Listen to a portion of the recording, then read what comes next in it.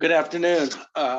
Welcome to the King County Regional Homeless Authority regular meeting of the Continuum of Care Advisory Committee. Today's date is February 1st, 2023. The time now is 2:05.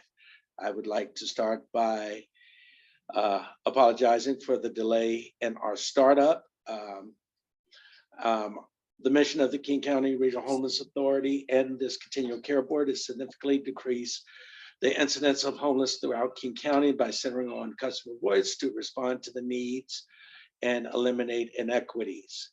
The theorem of change: if we create a homeless responsive system that services customer voice, then we'll be able to focus on meeting the needs and eliminating inequities to end homelessness for all. Welcome everybody for joining us today. Christy, could you do a land acknowledgement for us? Yeah, I'd like to acknowledge that we're meeting on the land of the Duwamish people who have been here for 10,000 years or more, according to scientific data. This is stolen land, and one of the reparations that we can do is acknowledge that we're meeting on this land. I'd also like to do a labor acknowledgement, and if we need to have that in a vote for the rest of the people here in the advisory committee, we could do that as well. But the labor of the land acknowledges Black Americans, and the land acknowledgement acknowledges Native Americans. So with those two things said, let's have our meeting. Well, I'll put forth the question. If Christy, if you have a labor acknowledgement, I'd like to hear it. And I think it'd be a good add as we enter the month of February. I don't have anything Okay. written up right now, Marvin, but I just wanted to bring that up to the board that we do that at King County regional meetings, and labor acknowledgement is as important as the land acknowledgement is. So I could write something up for next meeting. Okay, I am making that a note. Okay. Alex, could you do a roll call?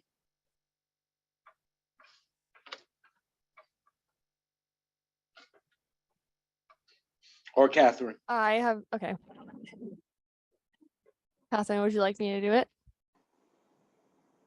Go for it, Alex. Okay. I will pre-warn everyone that this is my first time taking roll call. So in the meeting, we have Marvin Futrell, Here? Peter Lynn. No, it's for the board. Do we have, Catherine, would you mind doing it this time? Sure. Thank you. Tamara Bauman, Here. Reverend Dr. Kelly Brown, Lise Castro, Here. Shanae Colston. Here. Thank you. Brianna Franco, Marvin Futrell, Here? Christy Hamilton, Here. Marisol Tapia Hopper, Benjamin Mishk, Noreen Hill Oneida, Linda Peoples, Christina Sawicki, Robin Tasuda,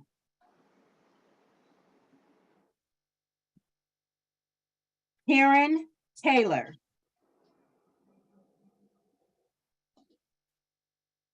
Sherry Tillman,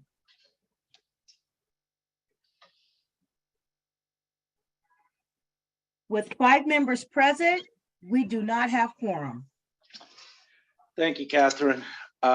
We will adjust our agenda topics to reflect that. Please let me know if we do reach quorum. All right, at this time, I'd like to open up public comment. As always, our public comment will be open for the next 10 minutes, but if you join us and wish to speak, either put it in the chat or let us know so that we can we'll take public comment through the end of the meeting. Do we have anyone in public comment in the queue?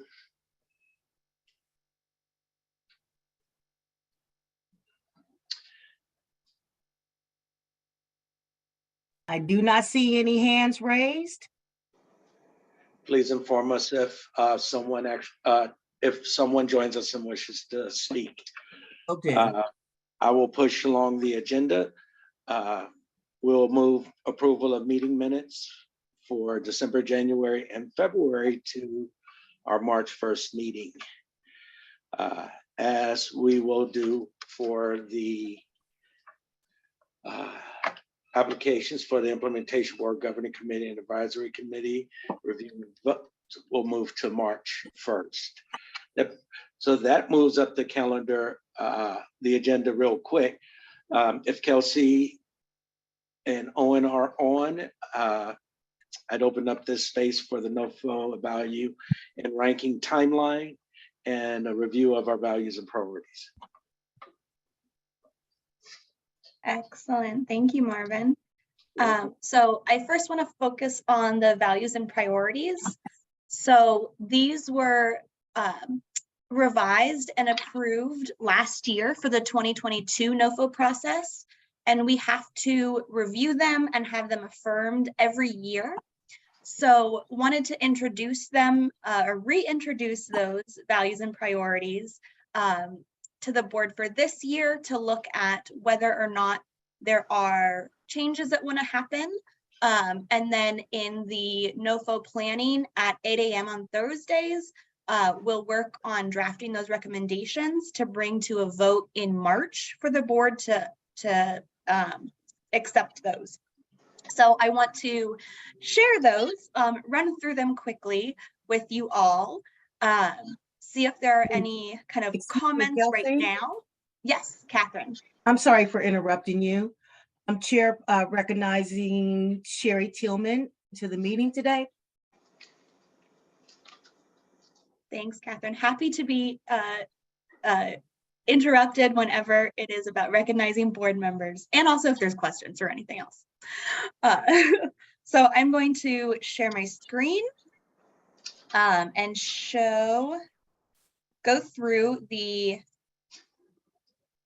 so these are the values and priorities that are on the KCRHA website that were voted on and approved last August, I believe, to kind of guide the NOFO ranking process.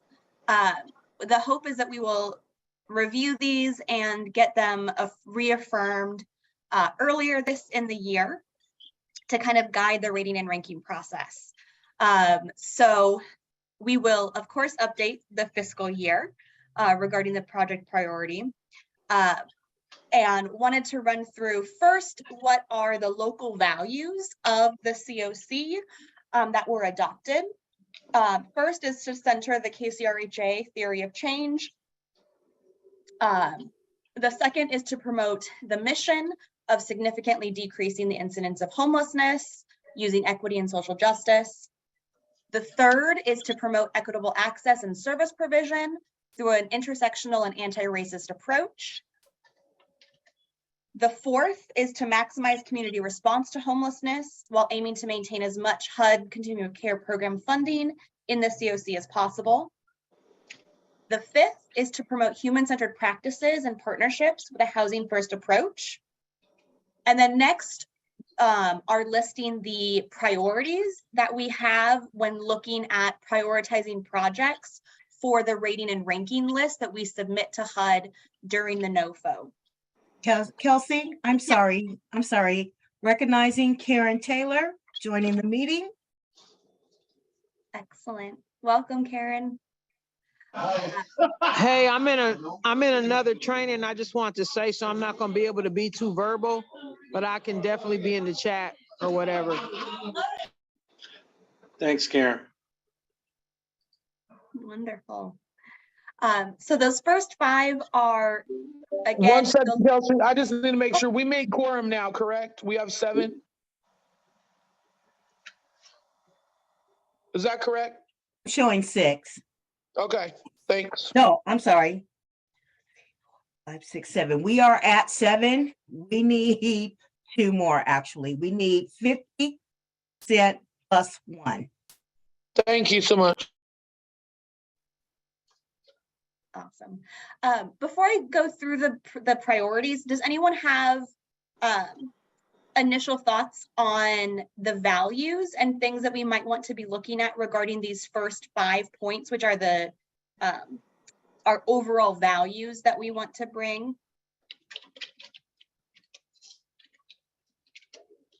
And again, we'll have space in the Thursday planning sessions to talk about this as well. So if things come up, please share them with those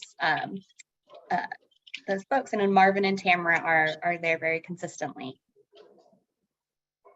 All right, so I'm going to quickly also go over the priorities for projects that are the pieces that we want to look at when guiding project evaluations and the ranking process for the 2023 NOFO that will be coming forth this year. So we prioritize projects that elevate voices of people with lived experience as experts in development of implementation of planning, programming, and evaluation. Focus on those who are literally homeless to bring into their programs. Actively participate in continuum of care through demonstrable racial equity and social justice oriented practices. I'm going to read the main meat of it versus the whole thing. Demonstrate commitment to power sharing and deference to people with lived experience in organizational design and policy development through actions such as dedicated board seats or management positions. Advance the collective goals of the COC, including racial disproportionality and achieving equitable outcomes for Indigenous, Black, Pacific Islanders, and other people of color, as well as the LGBT community. Have movement to permanent housing and subsequent stability. Do not replace mainstream resources. Work to connect people served with community-based, culturally responsive resources. Participate in HMIS with complete high-quality data. Demonstrate alignment with HUD Housing First standards. Perform well against HUD COC goals and positively impact local system performance and equity outcomes. And then consistently meet or exceed operational standards for spending, match, occupancy, and reporting. So these are the priorities that we'll look at when it comes to rating and ranking of the programs this coming year as we do the NOFO renewal. I will again reiterate, we have to have the board affirm these every year. And throughout the month of February, we'll be aiming to seek input on any revisions we want to see to the values and priorities. And then these will be brought back to the board in March for a vote. So can you tell me if L here includes the checks and balances that the board has been really committed to getting and reporting the data of where the money is being spent on these agencies that are applying for HUD? Is that included in that, or that's something that we need to add and update? I would say that would be included as we are looking at both the spending and the reporting of projects.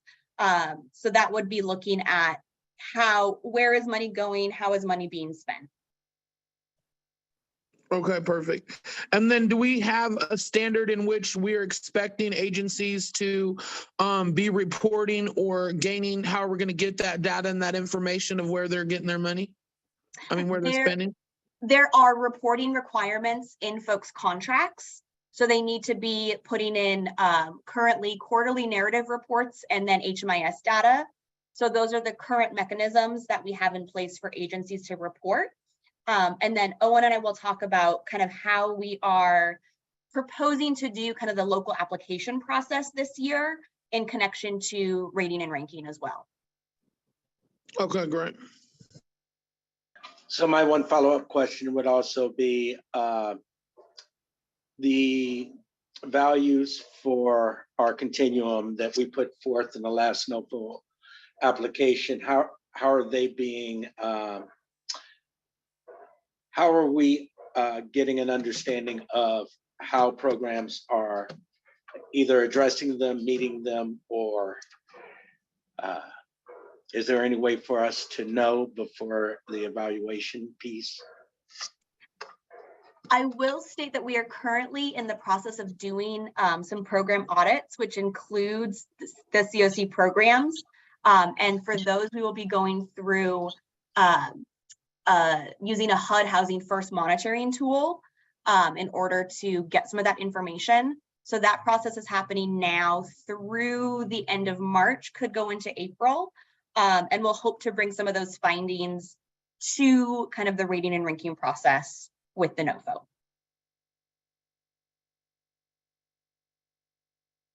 Thank you. Yeah. I see a comment in the chat that I'm opening. All right.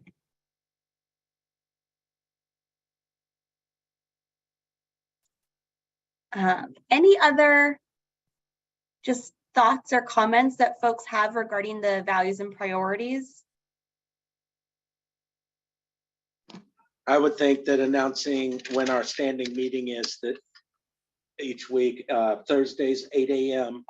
If folks, this would be for Alex and or Catherine, sending an invite to everyone so that folks who want to join can join. That's it.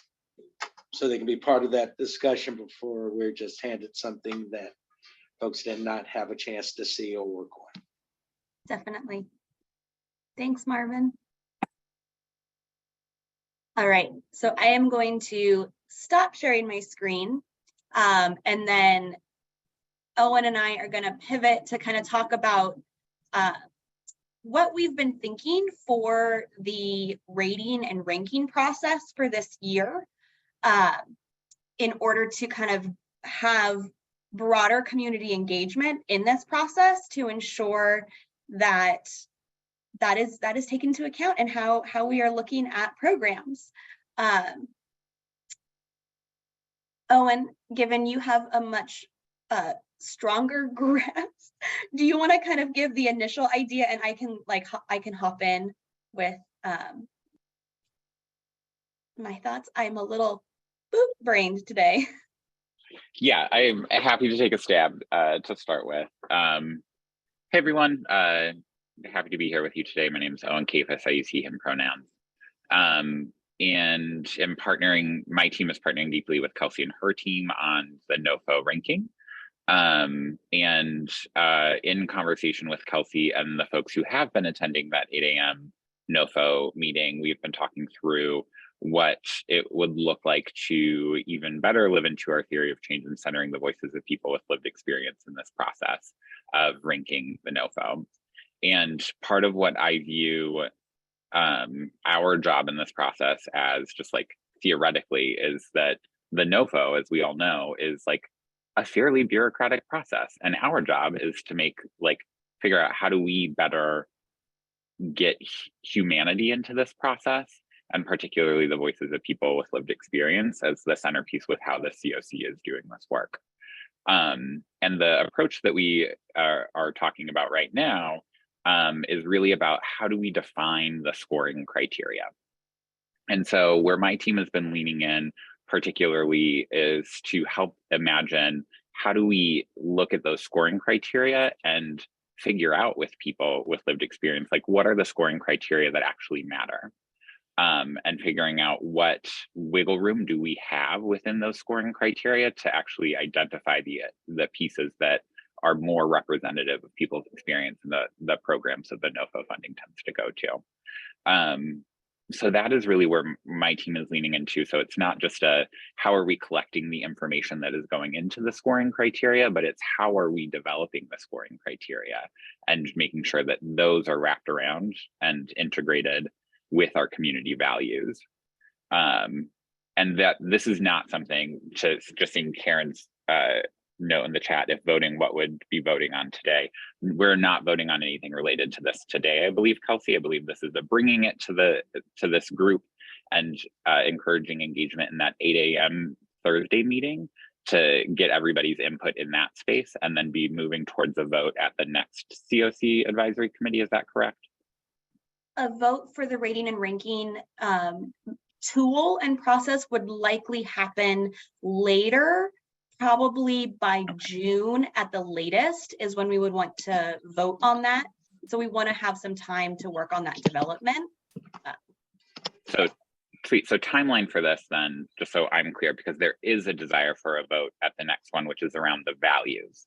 So it's a changing the values, the piece that we just walked through, that Kelsey walked through, would be voted on that March 1st meeting. And then it would be taking the next step, which is what I'm talking about, is then using those values and working with people in order to translate that into what the scoring criteria would be, which would be voted on likely in June to give us time in order to actualize, get feedback and work with folks on getting to that point. Is that accurate, Is there a Kelsey? reason why this is so spaced out?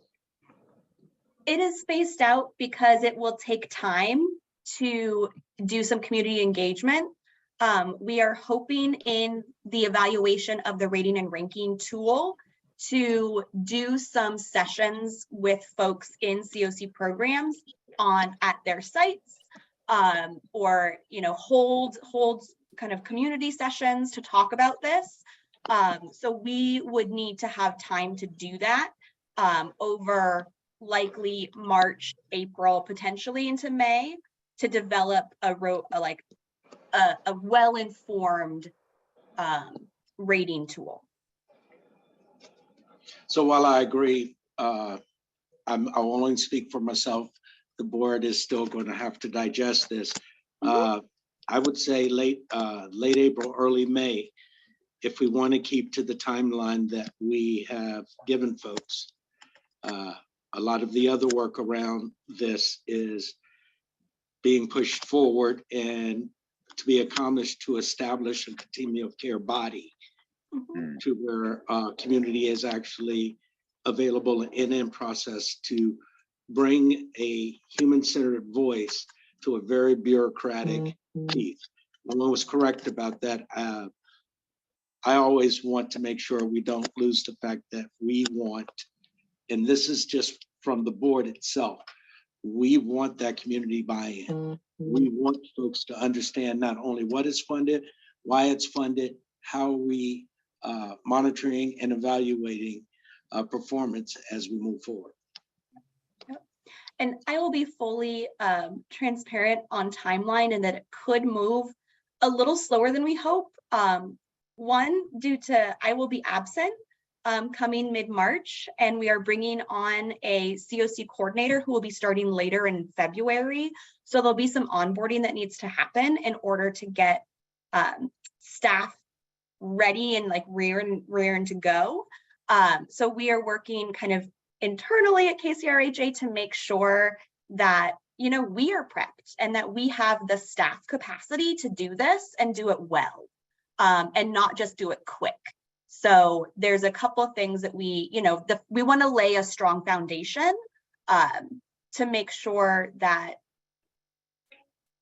this process is really robust. Excuse And me. yes, I'm sorry. Recognizing Christina Sawicki to the meeting. welcome, Christina. Does that give us quorum?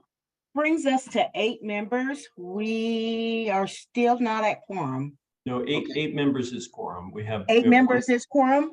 Eight Great. members is quorum for the number of members that we have currently seated. Thank you. Thank you. So at this time, we have met quorum. Thank you. Kelsey, thanks for the context. Perfection is not what's needed. A quality shift or a change is what's needed. We just need to be able to continue doing good work as we find better ways of actually carrying it out. So we've embarked on a very ambitious plan for this year, incorporating a lot of what was missing in last year's NOFO process.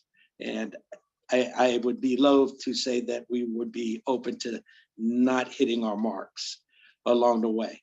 Understanding that perfection may not be what it is, but there will be a system of change and good work accomplished. Yep. So Okay. the other kind of idea and process shift that I want to also kind of introduce that we've been talking about over the last couple of months is how we do the local application process. And this is for all the renewals that we do for the NOFO. So any COC funded program that is to be renewed in the 2023 NOFO, over the last few years, that's been done through an application. So submitted through a grant portal. Last year, we had people submit through Smartsheets and it developed a PDF, and raters and rankers read those applications, read the PDFs, read the narratives, read the outcomes, and then we had a scoring matrix that folks then rated those applications. And from there came together and kind of developed the ranking priority based upon the quantitative information from the rating tool and the qualitative information from the local application. What we are thinking about, and I want to preface that this will take a lot of first people, so volunteers, and time. There are about 53 programs that are funded by COC, and there may be more, give or take a few that will be renewing in this next NOFO. And the idea is, rather than having a paper application or electronic application, to pivot to doing an interview process. So would include some of the same questions as we have on the local application. Some of those are questions that we need to know for the application with the NOFO. And then some are questions that we want to inform ranking based upon our local priorities. So the idea is to shift from, again, that paper, I'm typing, the paper or electronic application to that in-person interview. This would require likely a minimum of 3 people per project to do the interview, to ensure, that we are robust in who is evaluating that, and it's not just on one person, to try and minimize as much bias as possible, and to have kind of multiple ears that are taking in that information. The idea is for that to be a combination of folks with lived experience, community members, COC members, KCRHA staff, to do those interviews. I will again reiterate, this is going to be a lot of work and a lot of time commitment. And it cannot be done with only one person or 2 people or 3 people. We will need to have a pretty, robust number of volunteers to do this. The hope would be to do the interview process likely in the second quarter of the year. There may be some, once the NOFO is published, likely in July, there may be some new questions or new information that we want to get from those projects, that we may, we want to think about how we would want to go back and get that information. If it's kind of supplemental information that we kind of already got, we could go with what we have. If it's other information that we would want to, reach back out to folks and ask for written responses, that I think we want to plan out and have a plan for. but want to, again, kind of introduce this idea and hear y'all's feedback.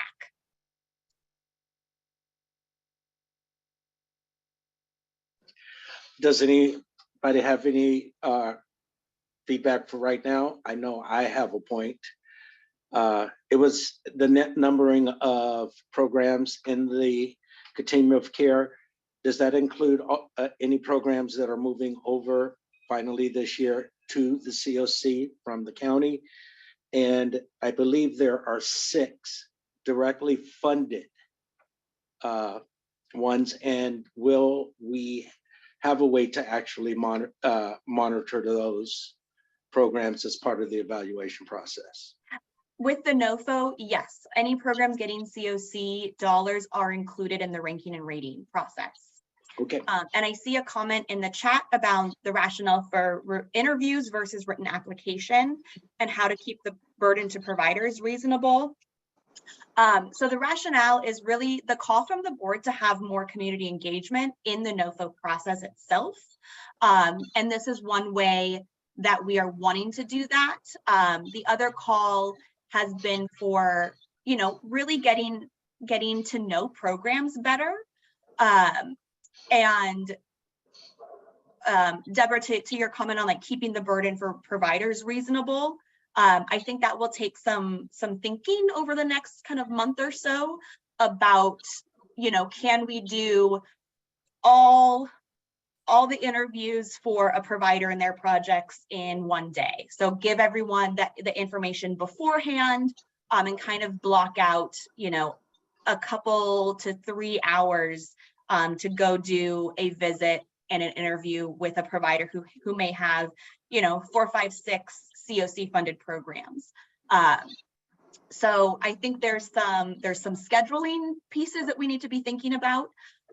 We are also going to be tapping into our sub-regional planning partners around ensuring kind of geographic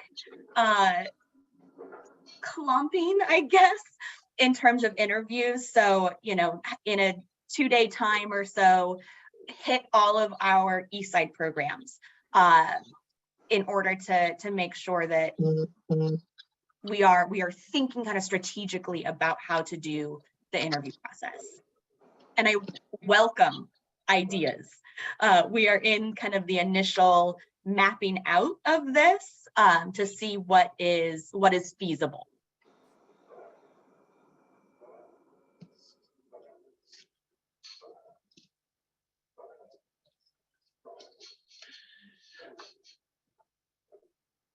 Any other thoughts or questions? There are a few things in the chat. Been trying to track along.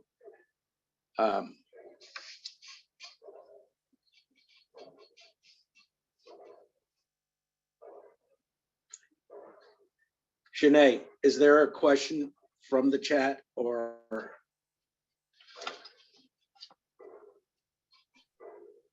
a suggestion or recommendation from the community? No, it's in there. Hold on, let me pull it up. It says, can you discuss the rationale for interviews versus written application and how to keep the burden to providers reasonable? Okay, I think we just got that one. But I think that's it. That's the last one that was in here. And yeah, that's what they said. Peter said it was already answered by Kelsey, so we're good. All right. Any questions, Kelsey, Owen, any further thoughts or queries for the group? My only last part is would encourage folks, as somebody who tries to attend and will say in front of the folks who are there all the time, not always there, the Thursday morning meetings, though at 8 a.m. are lively and good conversation and moving this forward. So look forward to seeing many of you there. Yeah, so in regards to that meeting and others, can I get you guys, either Alex or Catherine, to issue an updated calendar of these like subcommittees and meetings so that everybody is aware of when and how they're happening to adjust, especially, you know, when we're needing people to show up in these spaces. And so, you know, maybe one day, you know, one person can make it and the next another could. So if we could just get an updated list of subcommittees and other meetings that are ongoing that we need board members to be showing up. We will get that out. Thanks, Peter. And thank you, Owen. Thank you, Kelsey. All right. One of those meetings, I'd like to bring back one of those standing meetings we had. I'd like to add something to that meeting and make sure that everyone knows that we've been having the Monday 3 o'clock meeting. I mean, today we will review the charter for the Continuum of Care Advisory Committee. But careful review and substantial re-editing of that document is going to need more space than we have today. And we already have a time when we talk about board businesses, which is Mondays at 3 p.m. Maybe we can extend that meeting until 4. But back to the agenda. I'd like to take a pause. If we have quorum, I'd like to approve the meeting minutes from December and January. I'm open to taking a motion for accepting them unless folks have edits they'd like. Motion to accept the meetings minutes. Second. Thank you. Any discussion? All righty. All in favor? Aye. Well, there are Aye. 8 folks. Yeah, 2. Any opposed? Any abstaining? All righty. Do we meet the burden there for approving the minutes so we can get them posted on the website so folks can get up to date with what we're doing? Okay. So Alex, we can post the minutes from December and January. All right. That's a nod, right? I can see you on. Yeah, we're good. All right. Next on the agenda, I want to pass to Shanae to guide us through a report out from our retreat that we had this past couple weeks ago. Thank you, Marvin. So I believe our retreat went really well. I definitely had grown and gained knowledge in that. And the feedback that we received from those who were in attendance was positive as well. In regarding the knowledge that they were able to gain and insight that they were able to provide.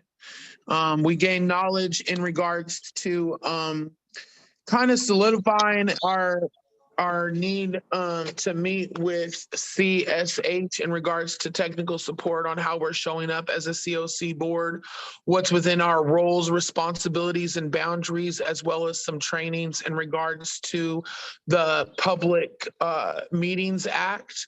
And how we're showing up for that and in spaces of which we are allowed and not allowed to be public or needed to vote and such. So that was helpful. We were given a presentation as well from the Director of Equity and Social Justice, Aaron Bryant from KCRHA, in regards to how KCRHA is showing up in anti-racist ways and how they are strategically planning to be all-inclusive and provide equity across the board in all that they do. So that was great insight, and we were able to discuss on how we as a board not only want to support that, but want to be collaborative, working together in regards to spreading that not only throughout KCRHA and the COC, but in the daily work that we're all doing and the agencies that are being presented to us through like NOFO funding and other requirements that are required from the board. Is there anything specific that anybody would want to acknowledge or want to contribute that was there? Please feel free.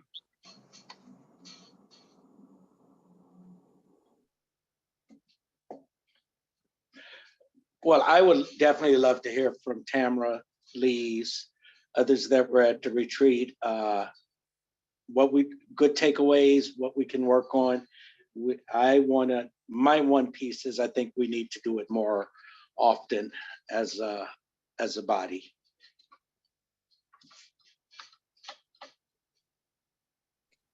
For my part, it was very odd being in person. So that was my first reaction, but I think in totality, the day was really productive. And I learned quite a bit more about what our roles are and what we should be expecting as board. I honestly can't remember a lot because so much has happened between now and then. But I just remember the experience being really great, and also getting a lot of support for the idea of incorporating well-being into our redesign and our COC, and so I'm kind of flying high on that. That's my my passion, my baby. So that was my experience.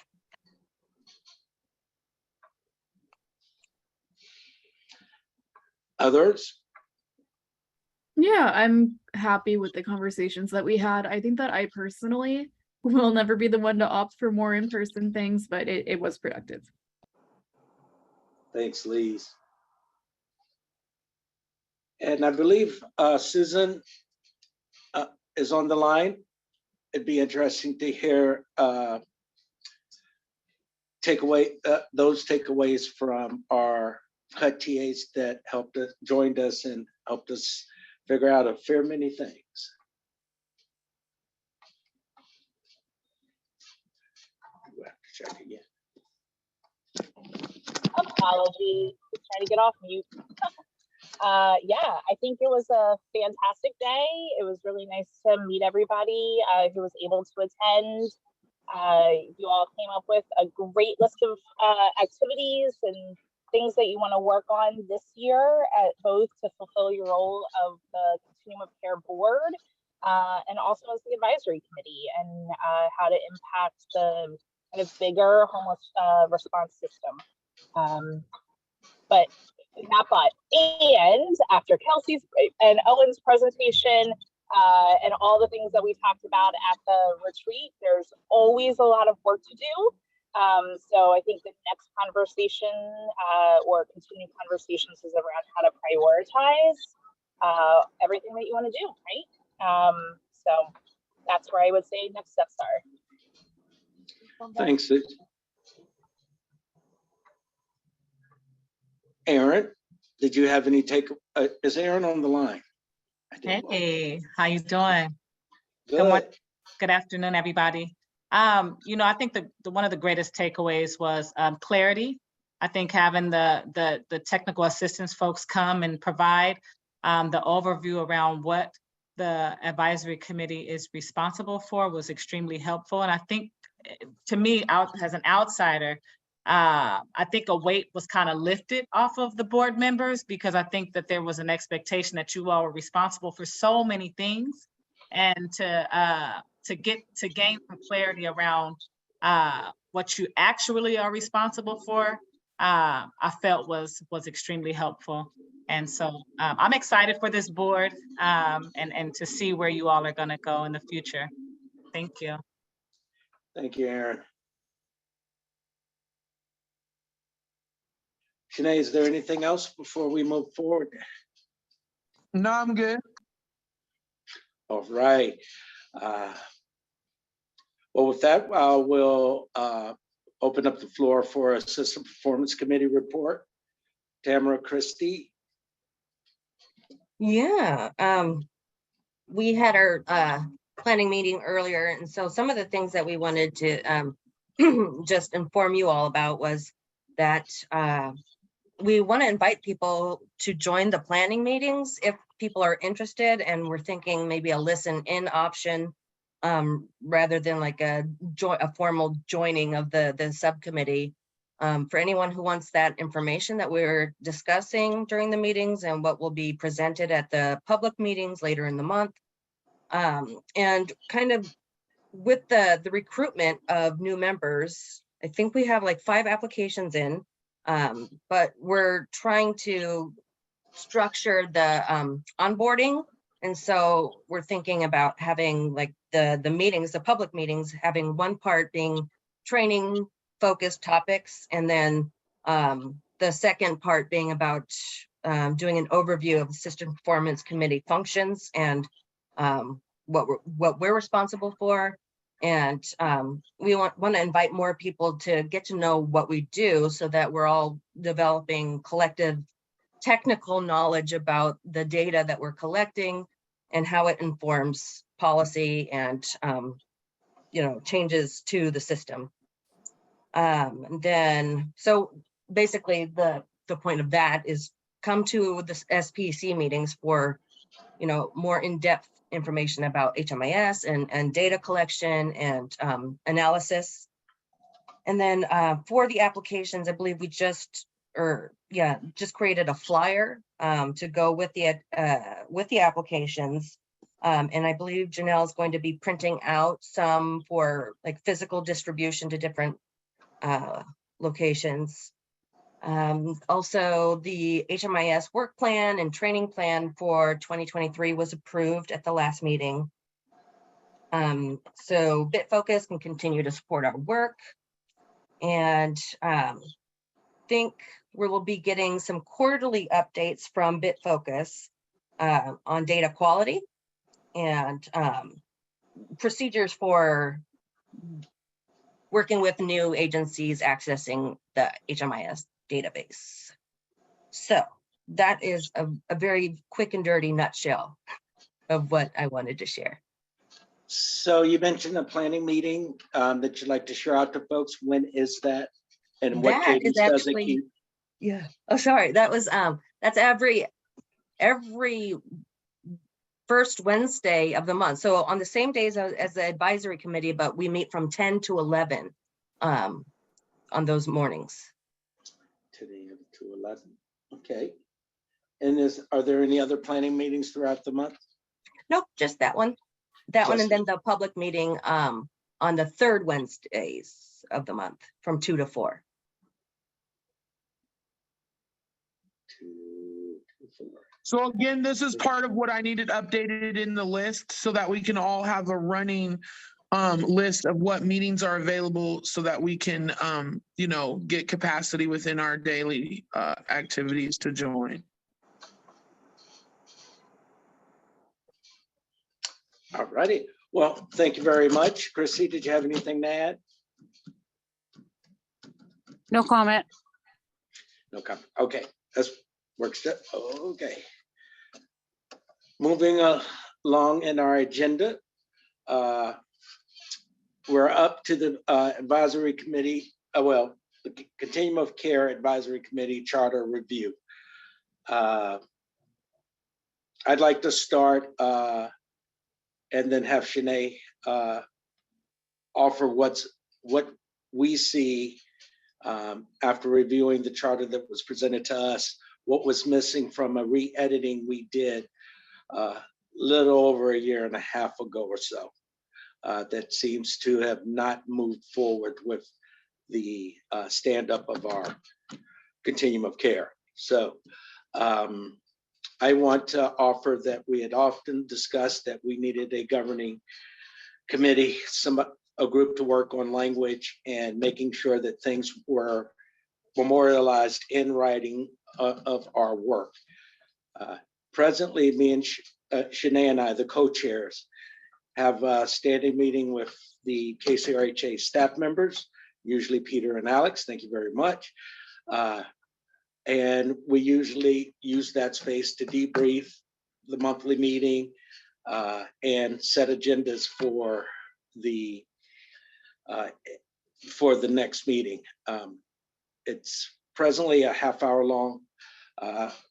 If staff can hold an hour for that. I think we could have several planning sessions over updating our charter. Some work has been done, so I'm gonna pass it to Shanae.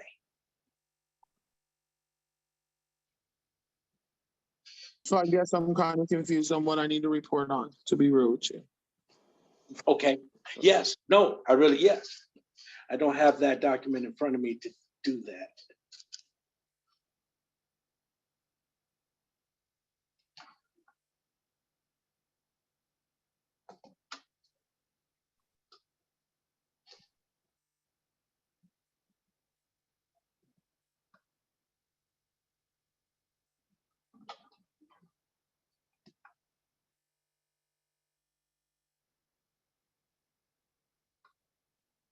Would you guys like me to put it in the chat?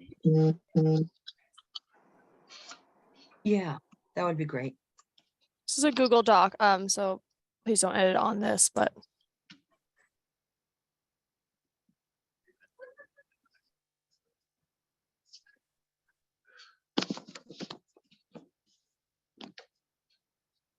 also just want to point out that Christy Hamilton has her hand up.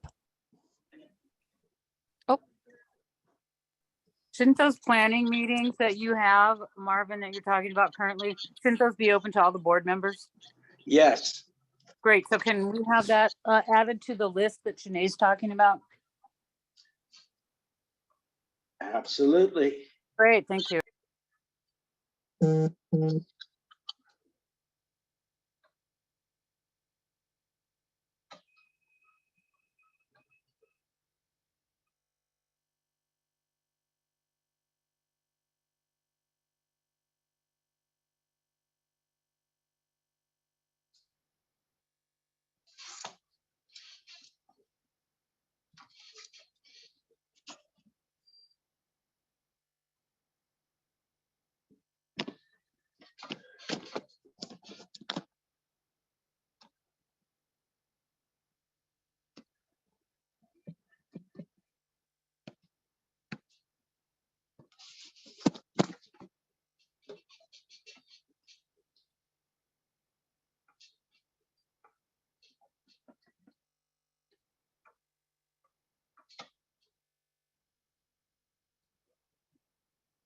So just that I am working, Shanae, if we don't talk about it now, I'd like to put forth that we adopt that meeting space and time to work this out so everyone can be involved who wants to help. Especially those of us who remember the edits that we had gotten approved before that have disappeared. So I don't say disappeared, when you can't find the original document, due to agency handover or whatever, it's always going to be incumbent on us to review our documentation and update it when necessary. So I move that we adopt Mondays 3 to 4 p.m. as a time space for a governing committee to actually review this work. Can I get a second?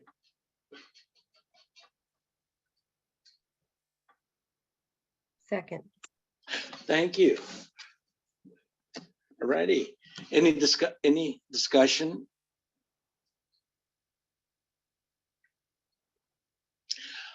All in favor, say aye. Aye. Catherine, will you do a roll call real quick? So that I can make sure that since we have quorum, that we can lock this in as an action that the chairs will ensure takes place. Sure, no problem. Tamara Bowman. Aye. Reverend Dr. Kelly Brown. Lise Castro. Aye. Thank you. Shanae Colston.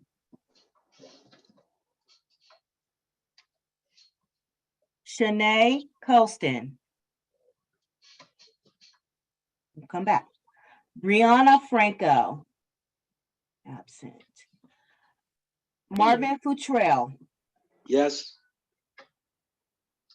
Christy Hamilton, Sure, why not? Marisol Tapia Hopper is absent. And Benjamin Mishk, absent. Noreen Hill Oneida, absent. Linda Peoples, absent. Christina Sawicki.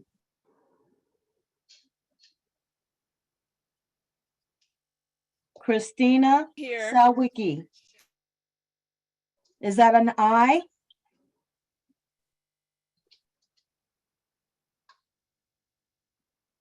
Christina, could you please confirm?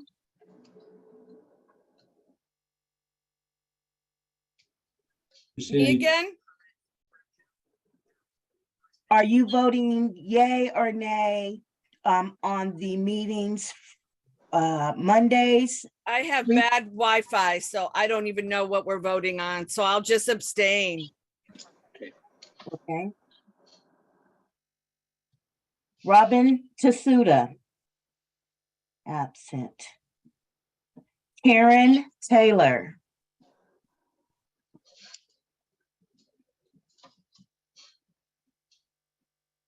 I don't see her.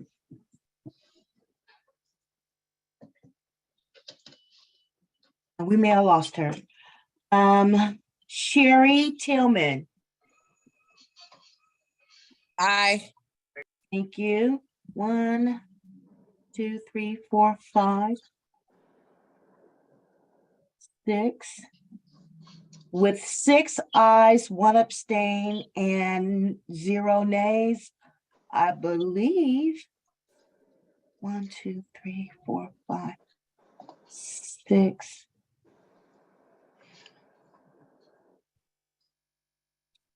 I'm at a loss here. One moment. I have 6 ayes. I have 6 ayes.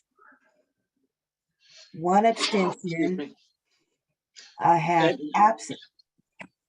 I will take it as general consent of the board as it's present now, that this is the action they'd like their chairs to make. We don't have, but unless I hear objections, we will work in that direction. And I'm open to bringing this back to the board in a month for ratification. Sounds good. Thank you, Marvin. You're welcome. Which brings us to a point in our meeting. There is a well-being and equity portion that I thought we didn't have enough, really give enough time to, but it looks like we will have a little bit more time to learn more about what that is. Aaron?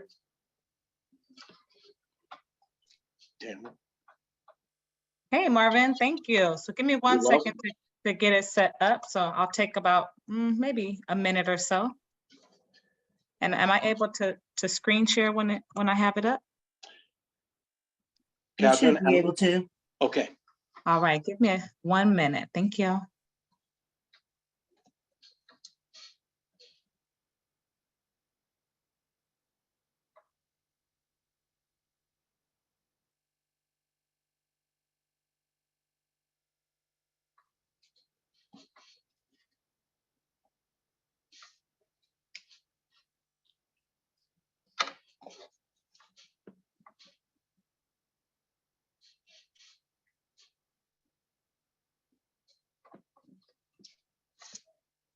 Okay, good afternoon, everybody. My name is Erin Bryant Thomas, and my pronouns are she and her. I serve as the Director of Equity and Justice at KCRHA. I'm an anti-racist community organizer, and it is a pleasure to be with you all. Today, I've been asked to come and just share a little bit about a blueprint called the Wellbeing Blueprint, and also pairing that with the equity work that we have raised our hand and said that we would center on. And so what I want to do right now is just share my screen and share that with you with a very brief presentation. Here we go. Can you all see okay? Yes. All righty. All right, so today I am before you just sharing a little bit about the Wellbeing Blueprint. I just wanted to pull some information directly from their website, and I want to appreciate Tamara Bowman and Christy for sharing this with the board. And you know, my intentions today is to also share this information with the board, the rest of the board members, as well as our general public. So the Wellbeing Blueprint states really explicitly that American systems are fundamentally unfair, and that racism, sexism, homophobia, and other forms of oppression are baked in it. That this is structural, and it goes deeper than the individuals who work in these systems. These structures mirror public narratives and attitudes. People caught up in systems are the ones who really need to change. And so that's really what this blueprint is encouraging folks. A lot of times there's a lot of shifting and saying that this system and that system are the root causes to the reason why we are in the situation that we're in. But it's important to understand that these institutions and systems are made up of people. Another component that they share is that we have to focus the change where it belongs, on the systems themselves, but to only reimagine each system individually. So child welfare, systems like child welfare, housing, sports, finance, healthcare, education, and more, that misses the opportunity to create a far more just and impactful and hopeful way forward. We have to start with people and communities centering what every person needs in order to thrive. And so centering on community, systems need to change. It's critical that we change. Systems won't change, they can't change without centering on community. And centering on community means starting with the following question: what matters to you? What matters to the people? Just wanted to highlight and share a quote from our very own board member, Tamara Bowman. It states, or she shares, that my favorite thing about the Wellbeing Blueprint is always starting with what is most meaningful to a person, their well-being. Outcomes are more likely to be successful when people receiving services have the chance to design them with their well-being at the center. So here's just a little bit of how they lay it out. Marvin, were you gonna say something? I'm sorry, it just came off of mute. No, Okay, no worries. And so here are 6 ways that they have laid it out for us to follow, right? And I love that they use the term blueprint. And sometimes we find it challenging when it comes to movement building to figure out, like, where do you belong and how to actualize these things. And so they kind of laid it out really in plain terms for us. And they start out with the first one saying, start with what matters to people, which again is their well-being. Secondly, build on social connections and social capital. Span boundaries. Push against harms in communities already facing the greatest adversity. Build financial security. Sustain transformation beyond the pandemic. And so just thinking about that last one, right? Sustain transformation beyond the pandemic. We saw that we got extremely creative and innovative during the pandemic. And the blueprint, the Wellbeing Blueprint, is asking us that we continue to transform and that we don't go back, that we don't go backwards, that we continue to find ways to transform and be innovative. We also wanted to pair the conversation with what many folks have already been familiarized with, including KCRHA staff, as well as many board members, around the anti-racist organizing principles, because as the Wellbeing Blueprint is about a movement building, the anti-racist organizing principles also around how to build and sustain a movement. And so in everything that we're doing, it's critical for us to keep in mind front and center that we are striving to undo racism, and that racism is the single most critical barrier to building effective coalitions for social change. Another component that humanizes the work that we do on a day-to-day is the principle around sharing culture.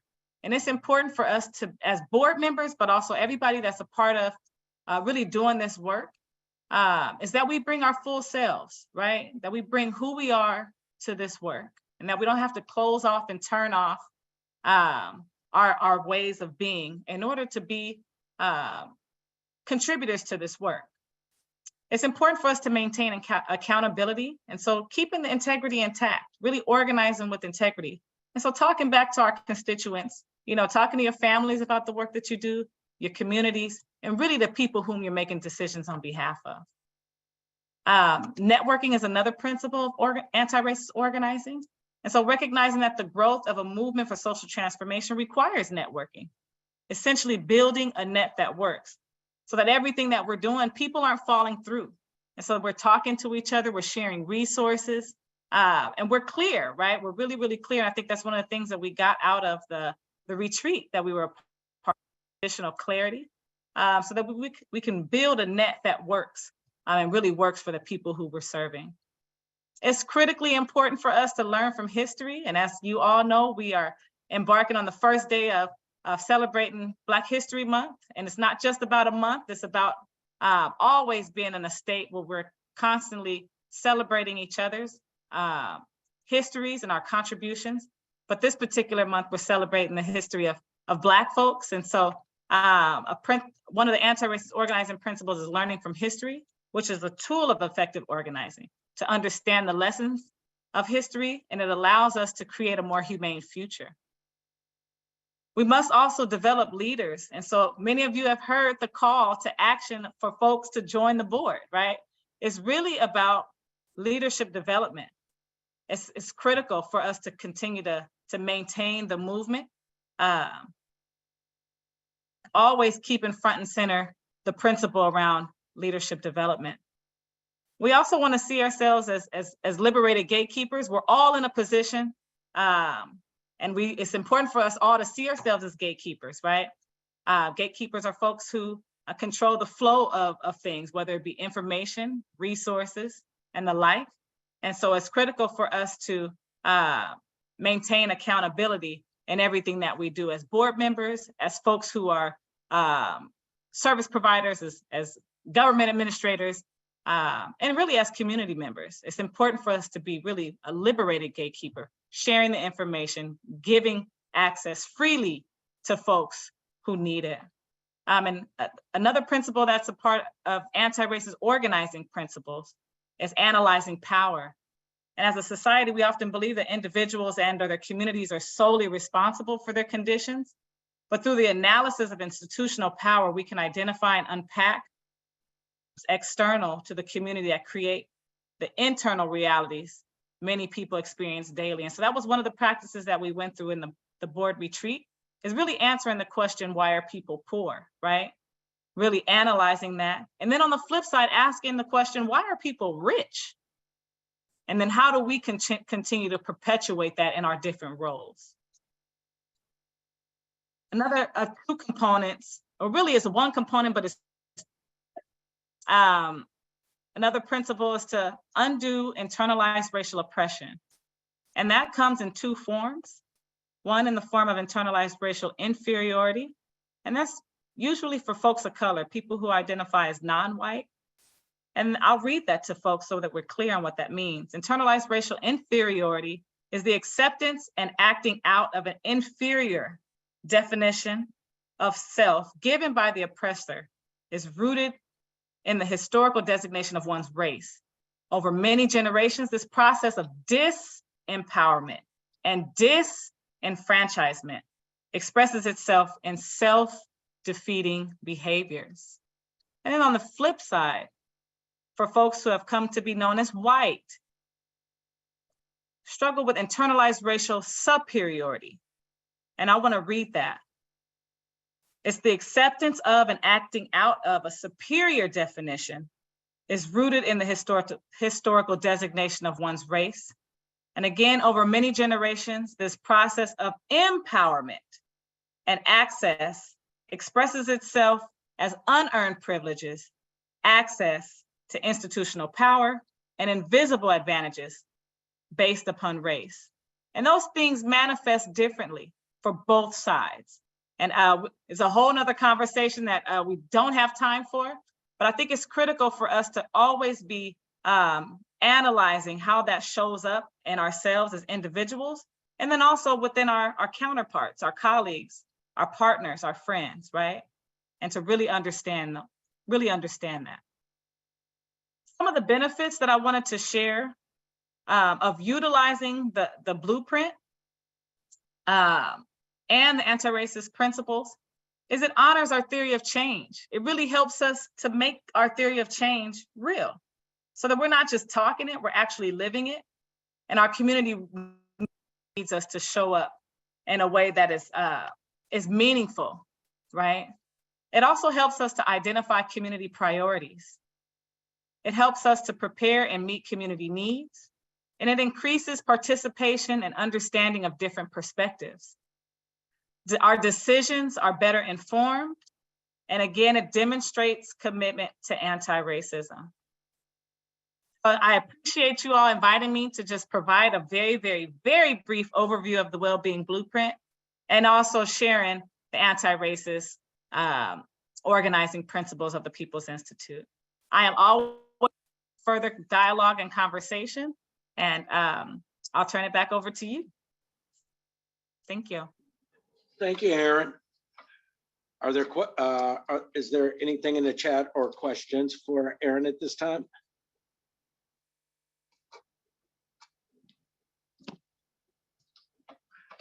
Somebody please help me if there are folks with hands raised. I can't always see them all.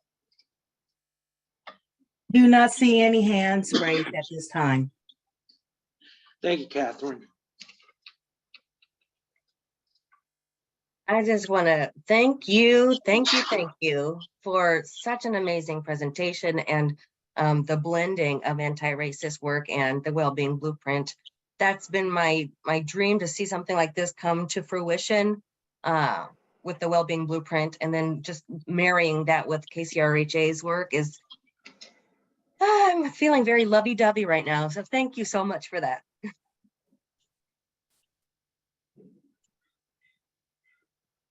Thank you, Erin. I'm always learning. Can read it a million times, and it's the practice that reveals more of what's in it. So hope to have you back. Maybe we can break down some of these pieces a little bit more. All righty. It looks like I may be giving time back to folks for their day. Next steps, I want to make sure that I've captured sending out a new schedule of meetings to everyone on the board, invites, days, times, and frequency. And are there other things that the board members would like the chairs to ensure takes place as we move forward into February?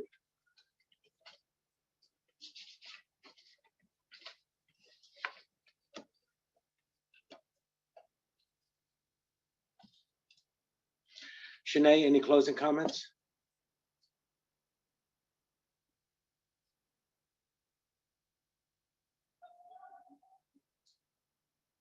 All righty. If there's nothing else for us today, I think there are a couple comments. please. Once again, that's my biggest fallback here. Yeah. The first one was, any chance there's been a movement on getting the internet service with an accessible laptop to use and getting paid for the work that I've done? That was from Christina. So is Daniel Smith online? Yes. Yes, I am, Marvin. I'm here. Can you address that question, please? Can you repeat the question for me, please? I'm in 3 meetings at the same time, so please forgive me and give me a little grace. Of course. Is there any movement on getting internet access with an accessible laptop for Christina to use, and for her getting paid for the work that she's done, and wanting to keep that reminder for KCRJ upfront. I don't know about the situation with getting her internet access. We did have multiple conversations with KCRHA regarding that issue. And they were kind enough to offer up office space there so she could have adequate internet access, or, you could always do public libraries and those other campuses that offer those services. And I did get her, I did get Christina a laptop and the Dragon software so that she's able to do that functionality. As far as payment, when I get an hours log, I'll be more than happy to process that so she can get her stipend. As like yourself, Tamara, several are aware, when you submit the hours logs, we do process them. And I've worked with quite a few people in this call. I've worked with Christy Hamilton, I've worked with Shanae, I've worked with Karen Taylor to help them get their hours logs completed and turned in so that they can receive compensation. Just a friendly reminder, just like yesterday was the end of the month. So hours log were due at the end of the month. It is the last day of the month and the 15th day of the month are the two cycles of which we collect the hours logs to be able to process them for payment. So I'm more than willing to help, but I can't help what I don't know. And if you're not reaching out to me or asking for assistance with it, I don't know how much more service I could be. But I am open. Thank you, Daniel. I see Susan's hand up and I saw Peter's hand up, I think. Am I missing any other hands? No, So- but there are still a couple of comments to address Okay. in the comment. What else do we have in the comment section?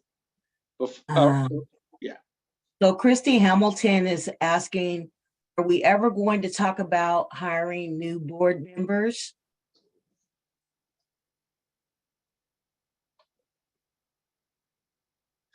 And Peter also responded in the comment to Christy, the applications for new members is open now on the website. And that's all that I see in the chat box. Okay. Susan, and I will respond to the chat, Chrissy in the chat right after. Susan?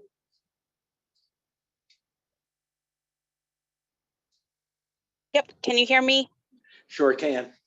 All right, so I wanted to provide a shout out.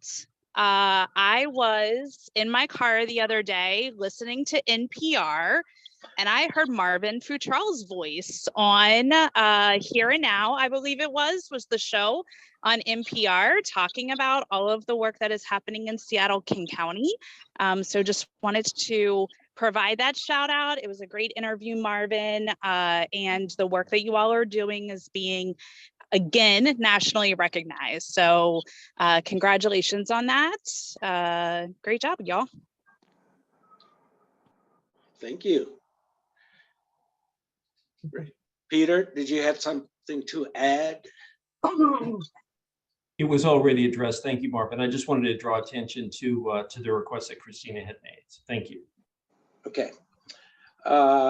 Christy, I believe that we will need to have that conversation. Not really avoiding it. It was just a large task just to get the applications posted and the information on them correct. We will probably need to, once as we start receiving applications, probably convene a few folks to act as our review committee for applications and presentations to the board. It's kind of where we're at. I know it's not a formal declaration of what we're going to be doing, but you are correct. We probably need to start doing that now that the portals are open for people to apply and bring forth folks that we are recruiting to be part of our community or our work here on the Continuum of Care Board. Was there any follow-up that would be helpful, Christy? No, I'm just wondering, we've had applications for the SPC committee, which we need to run by this board, which we've not had the opportunity to do. So these people are gonna either go to different milieus or they're gonna lose interest and we're gonna lose these people for our board. So that also needs to be addressed.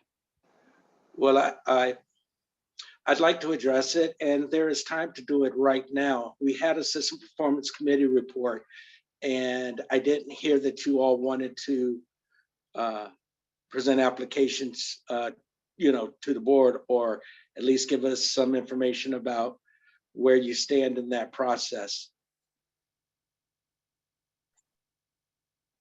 I think we're supposed to be reviewing the applications and then voting. I'm not sure if we're doing both, voting at the system performance committee level and the advisory level. I'm pretty sure it's the advisory board that does the approvals, but I can confirm that once I check my notes. Okay, it was my understanding that you all would put forth candidates that you all have vetted and would look for confirmation from our board, which is kind of once a month. We have not had the in-depth conversation about reconstituting the seats that are open on the Continuum of Care board. I don't want to mix those two streams. You guys have done a lot of work, and let us know how we can be helpful in actually getting those folks seated. Yeah.